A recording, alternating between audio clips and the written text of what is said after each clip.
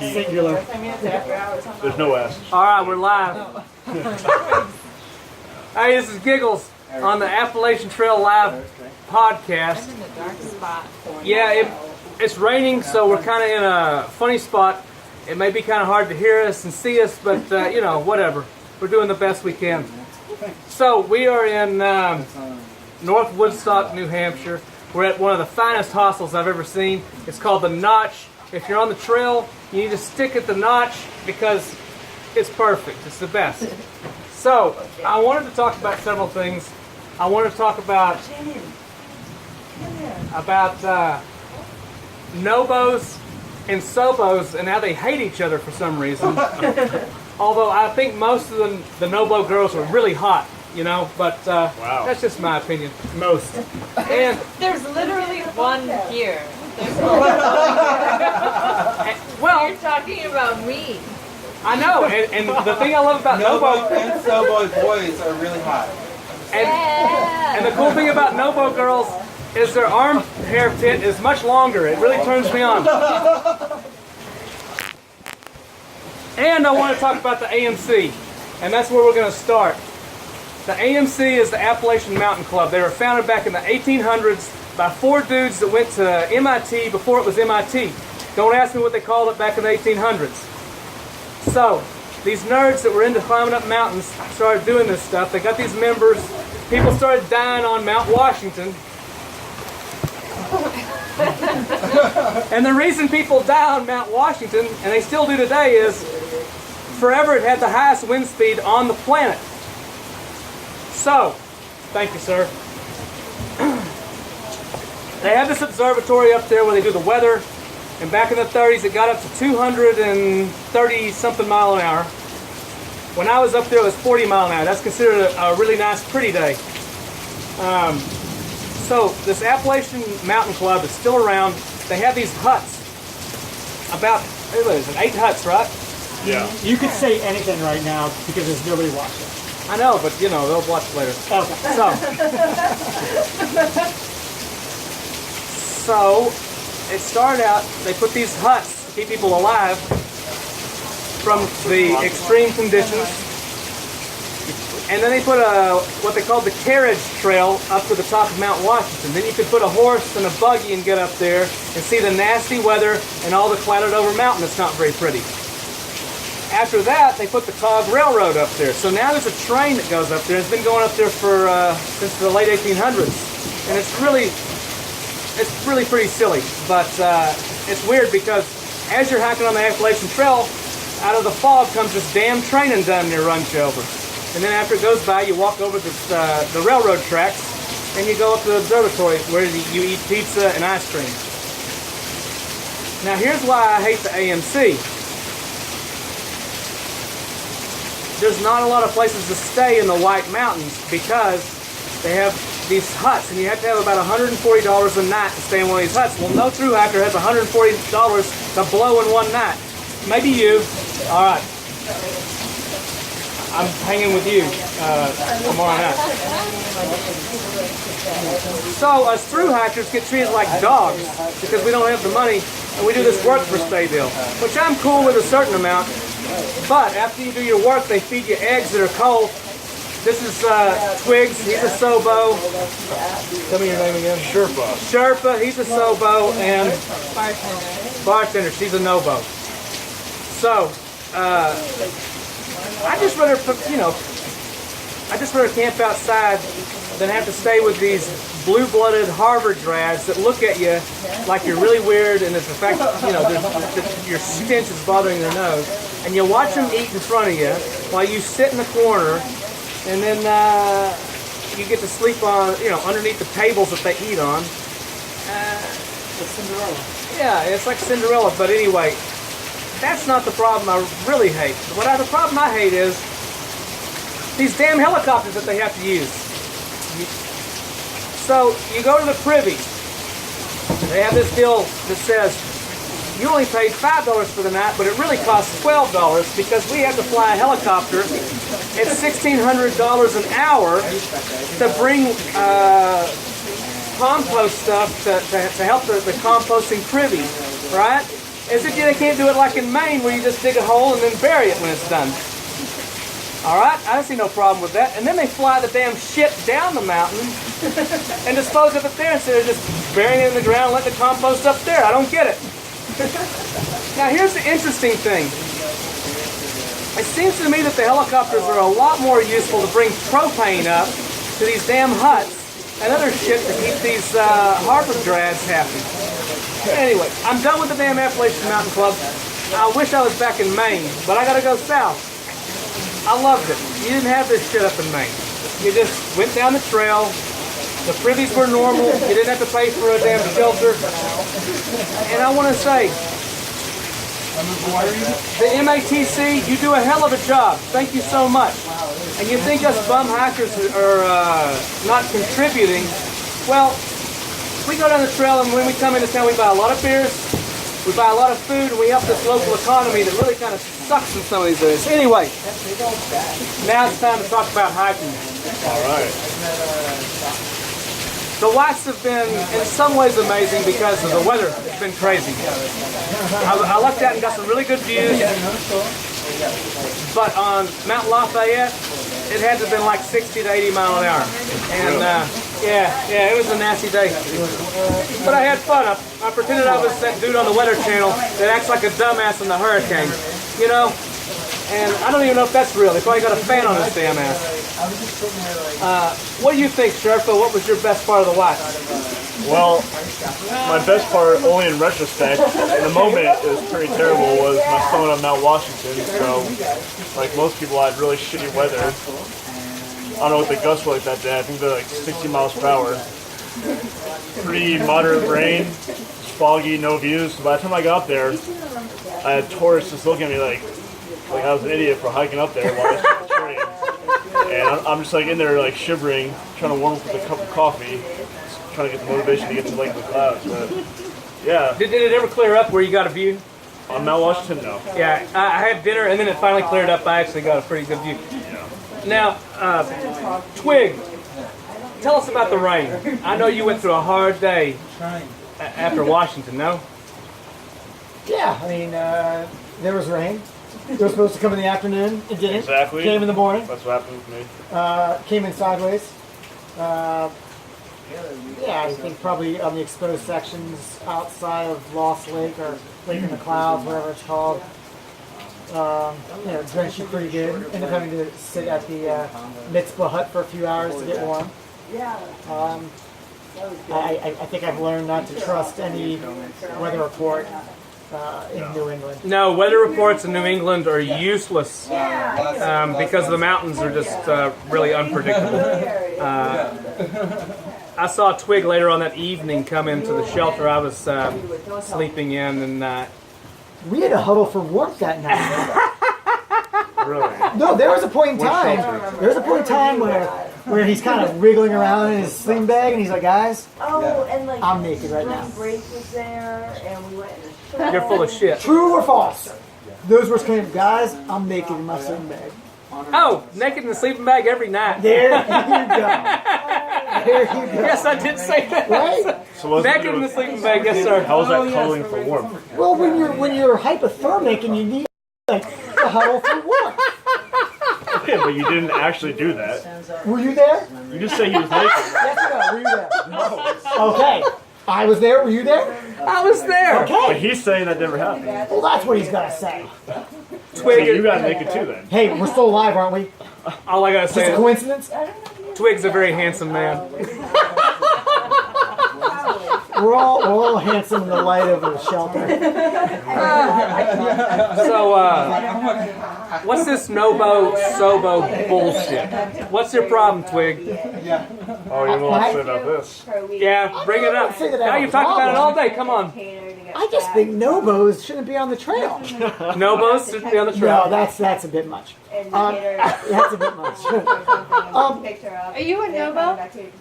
I'm a Sobo. So you have 3 Sobos right now. Right. Well, come on. And you, but you're holding the light. You're being. Look at this Nobo being You're right. courteous. Nobos are good for some. I will never not say that. I'm gonna politely lose my shit. We'll flip you out and bring you in here in a minute, So okay? I think that this Novo sober thing is pretty interesting because Here, since you probably want to debate him here. No, I don't. I Yeah, don't. yeah. Come on in. I just want to listen. Okay, so okay. my understanding is that there is this classic Novo sobo angst, and what I noticed as a sobo starting off in Maine is that every Nobo's got the biggest dick in the forest. You know, Actually, okay. You can take the light. I'll sit they've down. done all these miles. I'm gonna sit in the middle. Okay. They've done all these miles. They can crush 20 miles at a time. They've done the whole trail, and here we are. We haven't done anything. And so, you know, to me, a lot of the Nobos up in the wilderness kind of had this holier than thou mentality. Yeah. Now, I don't think that because these are bad people. I just think that this is where they've come from, you know, 4 or 5 months earlier, and they've done all this stuff, and they're almost done, and they're fatigued, and, you know, this or that. You know, I don't think that they're intentionally trying to come off that way. Or maybe we are. Okay. It's been 5 months. I will give. We've hiked But 1,900 that's miles. Hold on, that's in the wilderness. Fair enough.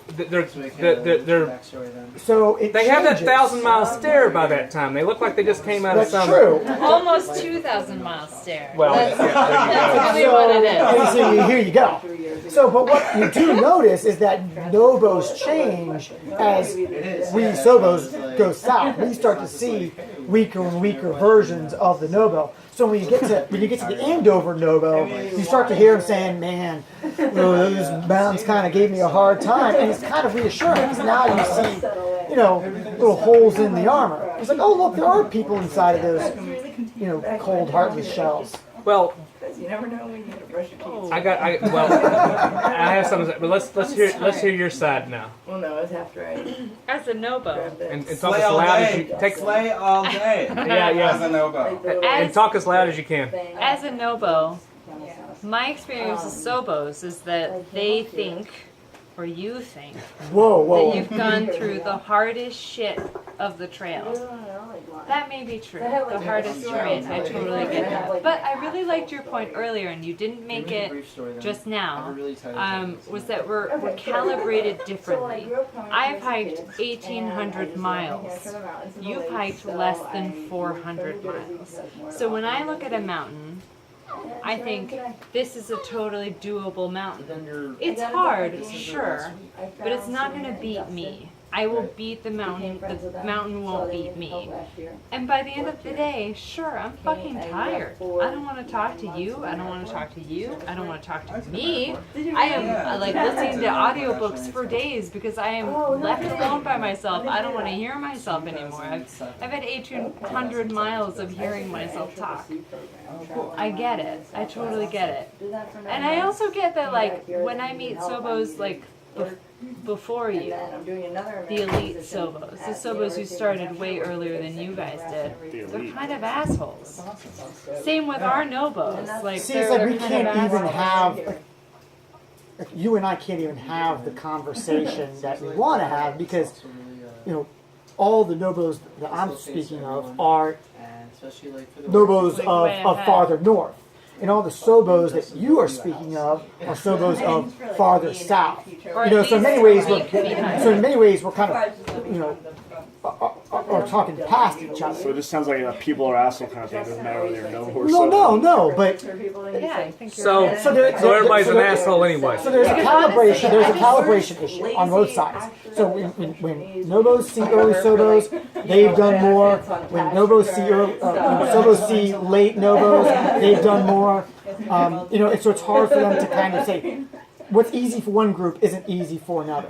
But I'd also add a new wrinkle there's a to it. characteristic of dissociation. Like, I just met a Sobo recently. I was staying in a house that was literally on trail. And the side of the house had some trail magic on it. And I looked outside the garage. I was with a Sobo girl who was very nice, fucking awesome. I want to be friends with her in real life. we both looked out the window and I was like, oh, people are picking up trail magic. And she said, yeah, the trail goes right there. And I was like, girl, I just hiked literally the same trail that you did to get here. Like, I know that the trail is right there. Don't trail explain me. Well, I think maybe, I'll- I don't I'll know, think I mean, I wasn't so. there, but I think maybe there was like a miscommunication. It's like, No, I'm not really no, seeing no, what no, Okay. no. Nobos, Sobos meet at this point. Go this way towards. I don't think she meant it in like. Yeah, I don't think mean so. Oh, way. no. Let me be clear. I fucking love this girl. I like her. But on the same side as Nobos and Sobos, we're Nobo-it-alls, Sobo-it-alls. We fucking think we know everything about the trail Sure, yeah. when we come at each other, and I think it's unconducive, non-conducive to like an actual effective relationship. Disconducive. Well. Here, No. let me put what I think. I think I've heard several things here that are. I'm sorry, Somewhat we're fighting. accurate. It's our first real No, fight. this is exactly what I wanted. But And I've added a new wrinkle to all this also. Oh, great. but hold on. Let the man speak. Let me Let's speak. hear the new wrinkle. Hold on.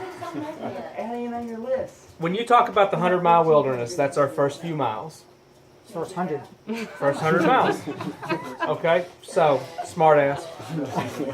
And You on the list? During June and July, and the right? stats are that most of those people that they meet are not going to make it to Springer Mountain, I'm sorry, the line But is it- really but it's the terrible. same Can you bring it thing. up? and they're tired. No, like raise your arm.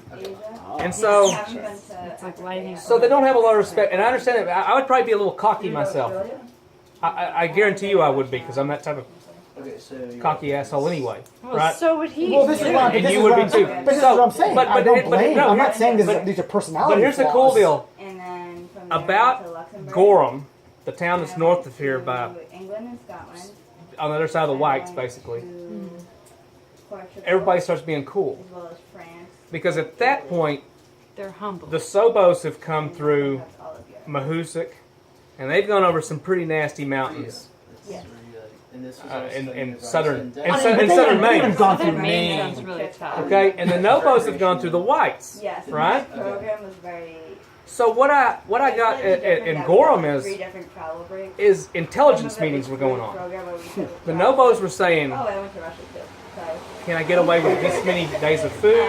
We traveled. How's this with- going to we be? had like a car Where do you class. recommend that I should I stop at Andover? Should I go on to Rangeley? So, like, this class, And what are the Sobos doing? They're saying, all right, how do I tackle the Whites? And you know what the Nobos are telling them?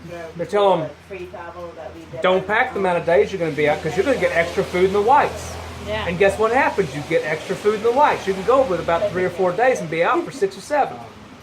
If things roll your way. Okay? So, everybody starts being cool about this time, is what I'm saying. Because we're all seasoned hikers a certain amount. You guys have more miles. But we got some miles too. We understand how this trail works. So everybody starts jiving. Yeah, like You hear what I'm saying? I guess. Except for you two clowns. I guess the thing No, I mean, is. that's my point. You're making my point. because it was just like Oh. Like, you're making my point is that you only see, it's at the farthest extremes of the trail, you see the farthest extremes of the opposite group. And as you get closer and closer, you're seeing weaker versions, isn't the right word, but less extreme. It's a very And as- awful version. And of what as, you're trying to say. and as you get to some point, there is that point where there's an equilibrium that you're describing. You're describing it as around the Whites. I think it's around the Do Whites you mean also. humbler versions? like a travel schedule per se. No, again, I talk about in terms of calibration. I'd say that 2.5 too. days. Like, Because I feel like humble versus weaker. I think the point is coming across if you say humbler versus a weaker version of the noble. because what I'm saying Because is, actually, the whites will make us stronger. If I'm actually What I like mean- objectively, when I say stronger, weaker, I mean the Nobo that I am seeing in the wilderness is the most extreme version of the Nobo of I've done it all, I've done this Okay, or that. there's one other thing about that, and I will give. And I'm I'll give saying the that- Nobos a little bit of something. They're fed up with this damn trail by that time, and they I'm don't not give a denying shit that. about That's- anything That's everything. except Katahdin. That's everything I'm saying. They go through this metamorphosis from day one, Springer, as new the whole thing is, anyone is, and as they progress through, they go through this change. What we see on day 0 for us is the farthest extreme of that. And as we progress through it, we are seeing earlier versions of this hypothetical Nobo. And as you describe around this area, you start to get, this point where Sobos aren't super new and know nothing, and Nobos,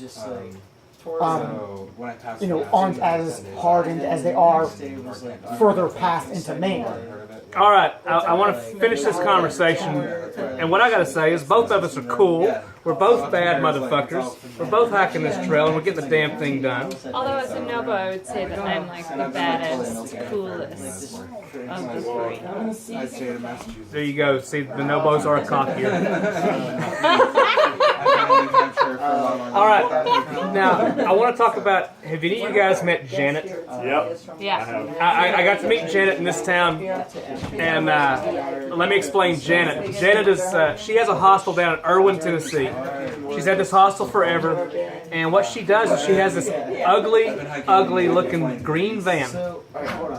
Ugly is a harsh word. It's got a badass horn. The thing makes a crazy noise when she pulls up. It sounds like a clown car. But she basically follows up what they call the bubble.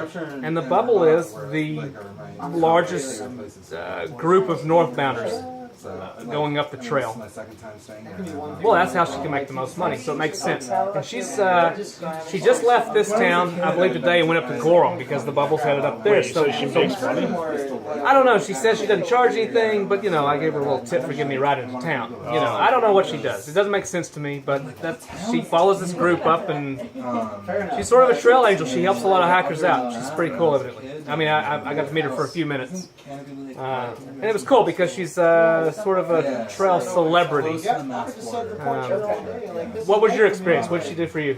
All I got was a soda, and that was it. She just gave you a soda? Got a soda, she drove off. I was at the McDonald's in town. By the way, if you're in this town, Woodstock, or actually it's Lincoln, it's two towns combined, don't go to that McDonald's. It's nasty. I went in, the bathroom was filthy, and it was the same stains the next day as the night before. So I kind of question how the kitchen is. The nuggets were good though. Yeah, we just ate up there. So. Well, we'll see how you are in 3 days. All right. So anyway, I saw Janet at the McDonald's picking up stuff for hikers. I don't know what she was doing. But, anything else you guys want to talk about? This is my first, and even Vermont too. You want to talk about the lack of blazes you've been seeing? Oh, yeah, yeah.